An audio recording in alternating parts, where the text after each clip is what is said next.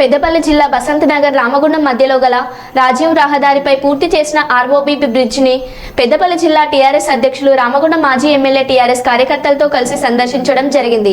ఈ సందర్భంగా వారు మాట్లాడుతూ గత పాలకుల నిర్లక్ష్యం వల్ల రాజీవ్ రహదారిపై గల ఈఆర్ఓ బ్రిడ్జి 5 సంవత్సరాలుగా పెండింగ్ లో పడి అనేక యాక్సిడెంట్లు గురైన సందర్భంలో తాను ఎమ్మెల్యేగా ఉండి అసెంబ్లీలో వాదించడం జరిగిందని, తను రాములమ్మ ఎమ్మెల్యేగా అప్పటి సీఎం కేసీఆర్ దృష్టికి తీసుకెళ్లగా వారు వెంటనే స్పందించి రైల్వే అధికారులకు ఆర్ఎండ్బి అధికారులకు కాంట్రాక్టర్లకు ఈ బ్రిడ్జి వెంటనే పూర్తి కావడానికి దోహదపడ్డారని, ఇప్పటికైనా ఈ బ్రిడ్జి పూర్తి కావడం సంతోషకరమని తెలిపారు।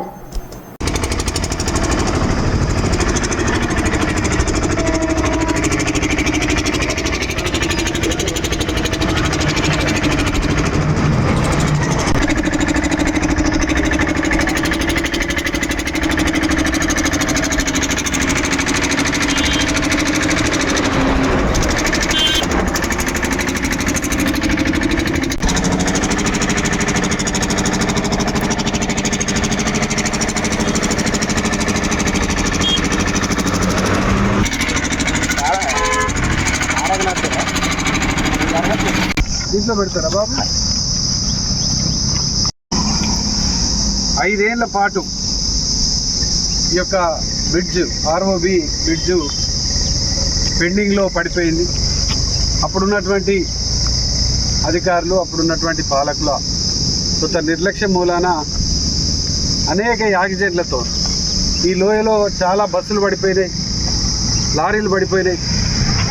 ఈ విషయాన్ని అప్పుడు నేను ఎమ్మెల్యేగా ఉన్నప్పుడు అసెంబ్లీలో మాట్లాడుతూ అప్పుడున్న మా గౌరవ ఉద్యమ మహానాయకుడు కేసీఆర్ గారితో ప్రత్యక్షంగా మాట్లాడినప్పుడు వారు వెంటనే రైల్వే అధికారులతో, అదేవిధంగా సంబంధిత కాంట్రాక్టర్లతో, అదేవిధంగా ఆర్ఎండ్బి డిపార్ట్మెంట్తో మాట్లాడి ఈ యొక్క పనులను వెంటనే ప్రారంభం చేయాలని ఆదేశాలు జారీ చేసినటువంటి ఆ సందర్భం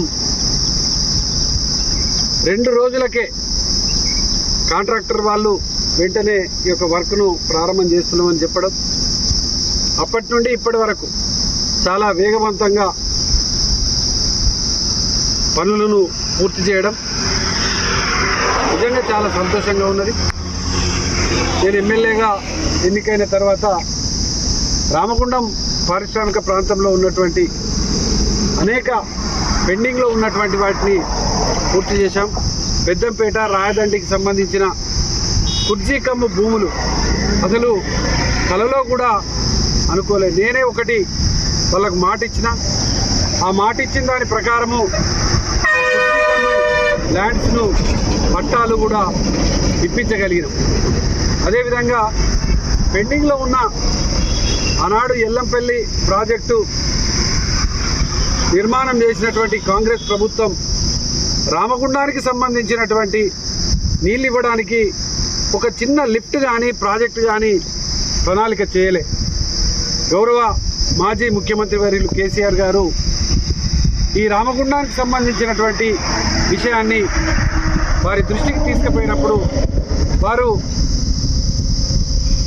ఇక్కడ 80 కోట్లతోని ఒక లిఫ్ట్ను ప్రారంభం చేసి బండలవాగు ప్రాజెక్టుకు సంబంధించి 27L ద్వారా 20,000 ఎకరాలకు నీళ్లు అందించాలనేటువంటి దాని మీద కొంత ఆ ప్రాజెక్టు ఆలస్యమై అది అవసరం లేదు, ఎస్ఆర్ఎస్పి ద్వారా నీళ్ళు వస్తున్నాయని థైలాండ్ కూడా నీళ్ళు అందిస్తామని తక్కలపల్లి వరకు కూడా ఇచ్చినటువంటి ఆ సందర్భంలో మేము ప్రత్యేకంగా సార్తో మాట్లాడినప్పుడు వారు వెంటనే స్పందించి మళ్ళీ ఆ కాంట్రాక్ట్ కూడా మొదలుపెట్టినటువంటి సందర్భం కూడా నిజంగా ఎన్నటికి కూడా మర్చిపోలేనటువంటిది। ఇలా అనేక